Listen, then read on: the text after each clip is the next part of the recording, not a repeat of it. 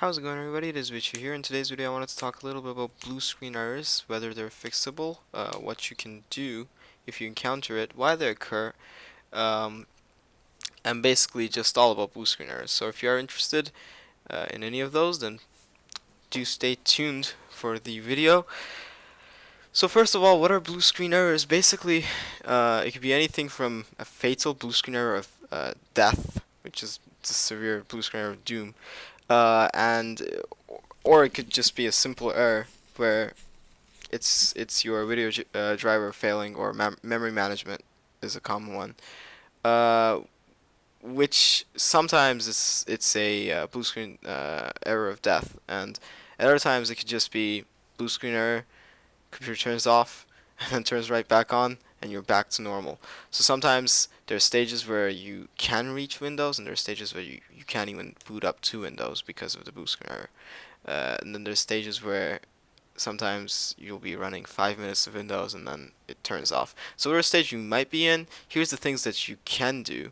Actually, let me first discuss a little bit about why this might occur. Just like I said, it might be because so for instance, I'll give you a stop code such as memory management. If you just go ahead and Google memory management blue screen error, because Google is always your best friend, and it says damage or remove system files after you install software or drivers related to Windows operating system. This is why this error occurs. So if you simply just Google your stop code, usually a lot of the blue screen errors are, they'll have certain codes. Sometimes it's something like 0, yeah, 0xc00021A, whatever it may be. If you Google it, you will find forums out there to help you and explain also why that blue screen error occurred. Uh, and that is the best I can recommend really to anybody who's running into any blue screen errors, but I'm going to go through some of the common things that are suggested in the forums, depending on the severity of the problem that you're facing. So, for instance, memory management, I actually got this error too, memory management, and it was because I use a NVIDIA GeForce GTX, and the driver that was latest installed had some deficiency or some bug that basically gave this blue screen error, and um, all I needed to do, because of poor RAM management, and all I needed to do was either go back to the last one when the blue screen error didn't occur, or wait for an update, right? And then it would automatically probably get fixed, because if a lot of people have this problem, then the driver is going to need an update. It's going to be obvious that NVIDIA is going to go, or whatever the company may be, is going to say, there's a problem here that we need to definitely fix, and so we're going to step in and make the update because our last firmware version gives this memory management error. Now, there's different times when, for instance, for Windows 10 Technical Preview, used to give a blue screen error where they would not get past.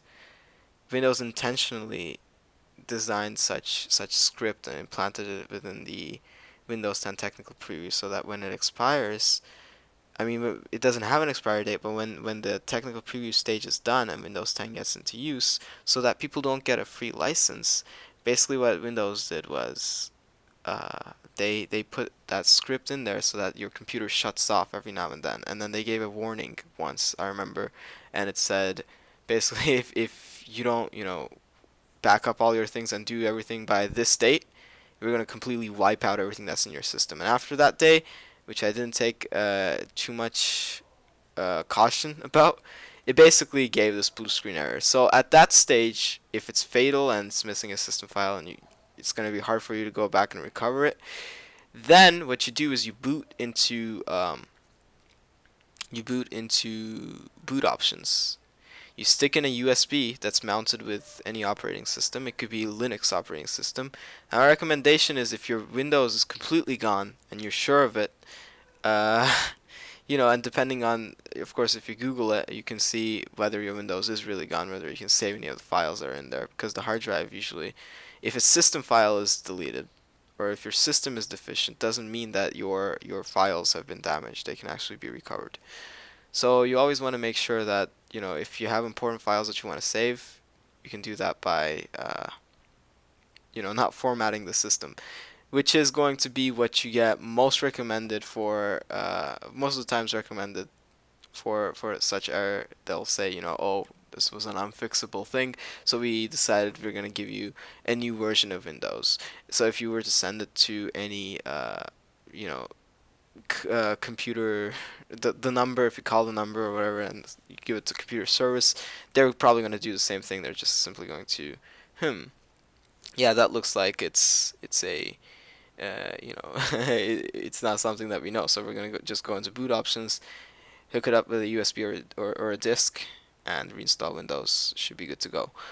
And they do this for different reasons. Either it is because if instances are recorded, like Windows intentionally doing this, so that they want to make people buy their licensed products, or other cases of this may just be that your computer has a physical part that's damaged, in which case, yeah, you really can't do much. But if it's something that's within the system, a system file is missing or something of the like, or memory management is currently a common one that a lot of people are getting, then all you really need to do is, if you can access Windows, then go in and check the latest drivers that were installed or the latest Windows updates that you got. And you can simply do this by going into your Windows search and going into, if you're in Windows 10, going into updates. And I think they'll last be there. Drivers updated last. If your computer comes with, or if your laptop comes with a certain program or software that's offered by your uh, graphics card company, whatever it may be, then absolutely you can use that to see when your last updates took place. That is if, for instance, I have a perfect computer and then all of a sudden it starts going into boot loop, and or it starts having a blue screen error, and then for a month it has a blue screen error. So I'm like, at this point, this is not going away. I don't want this to get worse. So what do I do? Well, I start thinking, this happened a month ago. A month ago, what happened? Oh, I got this update. So let's reverse this. So what can you do? For instance, you can search up your computer model and then look up for video drivers or whatever the update is. You can actually go through a list. Windows has a list of your model's specific specific files that you can download. You can look up all of these all of these drivers that you need to download, the proper software for the drivers. And the reason this is important is because when there is a malfunction in the drivers that lead to a blue screen error, if the blue screen error isn't fixed, over time it can harm the device in certain cases. So it is important that you do fix blue screen errors. And if you're gonna go the formatting route, there's a neat software called Rufus. And basically, if you get this on, yeah, Rufus. Basically, if you get this on any working computer and you just download this, you can boot up a Ubuntu, or you can boot up a Windows. It works for some Linux. If you're gonna go for Linux, I'm definitely gonna recommend UNetbootin, which is, in my opinion, a lot better for just burning uh, Linux ISOs. Linux is obviously 99% of the time free. I mean, to get a non-open source Linux operating system is going to be a little bit interesting of a choice. But like, let's say you were to get Ubuntu, just go to Ubuntu's website. It's as simple as going over uh, to just download now, and they'll ask you Ubuntu desktop, and then hit download. And once you have the ISO file, you can then download this, and then hit disk image ISO, choose that file, and then once you have that file, plug in your USB. It has to be at least 8 gigabytes or 4 gigabytes or 2 gigabytes, depending on what you're using, how much the extracted size is going to be. It shouldn't exceed the USB size, the extracted file size of the ISO. Or files size of the ISO, however you might want to say. Now, I'm not a computer expert here, but uh, these are everyday problems that people run into, and I think it's important to tackle them.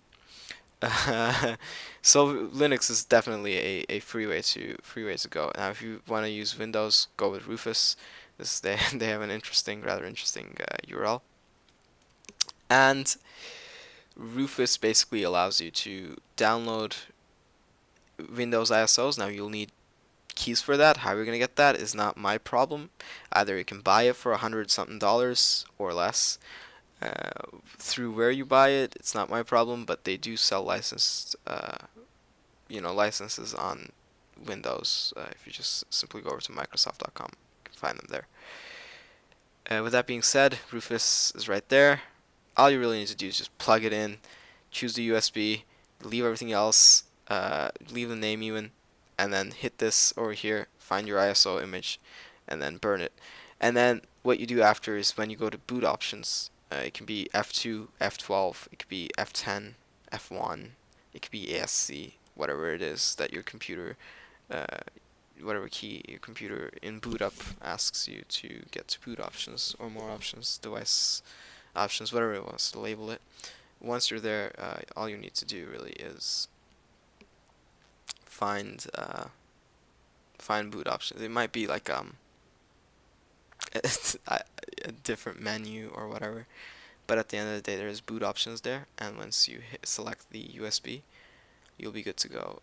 It's going to boot up the installation, and from there, it'll just guide you step by step. It's going to be either Windows or it's going to be Ubuntu, as long as you don't pick something weird like don't go for Arch Linux or something like that, unless you know what you're doing. So yes, so that is one way that you can fix it. Now, if it's not as severe, like I said, all you need to do is check your drivers, and if those don't help, you always have the comment section below. You have the forums. That is what I'm going to recommend most of the time. And I know it might sound like, oh, why did I come here? Because a lot of people, they'll send their computers to repairs, not checking any forums. There might be a simple fix on the forums. So if you just go here, answers.microsoft is definitely trustable. You could just check any of these. If it has a fixed tag, definitely do check it, because it means it's been fixed in the past. And another thing that's very important is be sure that you don't download any software from any of these websites. Do follow their steps, but do not download any software. The fixer, the ultimate fixer, or whatever. Most of the times, they themselves do cause problems. There can be viruses or scam, etc. Bloatware. You don't want that. So I hope this was a educational and helpful video. If you did enjoy it, I wouldn't mind a like. If you didn't like it, then do smash that dislike button. Thanks for watching. Peace out.